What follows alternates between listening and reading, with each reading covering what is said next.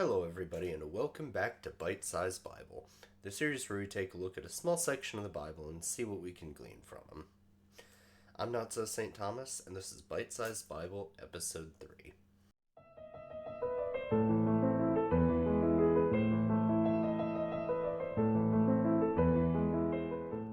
So I wanted to get this video up yesterday, but unfortunately I got called into work yesterday, so I didn't have time to finish, even record this video at all. But that's why I'm uploading it today, because I didn't want to wait until tomorrow to upload it, because I'm trying to keep my uploads consistent to the weekends. Maybe like Friday, Saturday. Either way, on today's episode we'll be looking at 1 Peter 3:13 through 17. Now who is there to harm you if you are zealous for what is good? But even if you should suffer for righteousness' sake, you will be blessed. Have no fear of them, nor be troubled, but in your hearts honor Christ the Lord as holy, always being prepared to make a defense to anyone who asks you for a reason for the hope that is in you, yet do it with gentleness and respect, having a good conscience, so that when you are slandered, those who revile your good behavior in Christ may be put to shame. For it is better to suffer for doing good, if that should be God's will, than for doing evil. These verses are among my favorites, and part of the reason I made this channel. The first two verses here tell about suffering for what is good. The first verse, verse 13, tells us that there is nothing wrong with being zealous for what is good, a reminder that even I need sometimes. The second verse, verse 14, tells us that even if we should suffer for the sake of good, rather we are blessed.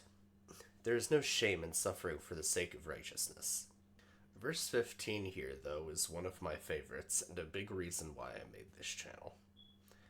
Not only do I want to be able to spread the word to those outside of it, I also want to be able to give other Christians the tool they need to do the same. There are some, and I don't use this term lightly, but quote, lukewarm Christians that just go about their worship without being able to defend God, and I think this brings a greater risk of apostasy for those who have never heard challenges to the faith before. We should be prepared to defend challenges. However, I want to point out what this doesn't mean. There are non-Christians who don't care about your answers, they just want to insult and belittle you. These people should not be answered. After all, Proverbs 26:4-5 says, "Answer not a fool according to his folly, lest you be like him yourself. Answer a fool according to his folly, lest he be wise in his own eyes." This may appear contradictory, but what it is actually saying is that you can't win an argument with a fool. Either you become foolish yourself, or they go on thinking they're wise.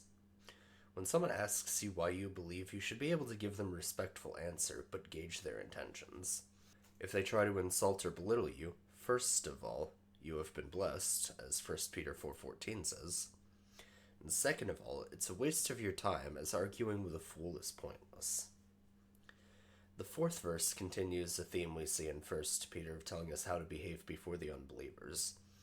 It tells us to be on our best behavior so that those who slander and lie about us will be put to shame. That's a lesson more Christians need to take to heart, but that's for another video. The final verse in this section is 17, which loops us back around to verse 13 and 14. It is better to suffer for doing good, should it be God's will, than doing evil. You might suffer for doing good, but in the end it doesn't matter, because you are doing the will of God. As long as what you're doing glorifies God, it doesn't matter what the unbelievers think of you. With that, I'll leave you with my favorite Irish blessing. May the road rise to meet you, may the wind be always at your back. May the sun shine warm upon your face, and the rain fall soft upon your fields. And until we meet again, may God hold you in the palm of his hand.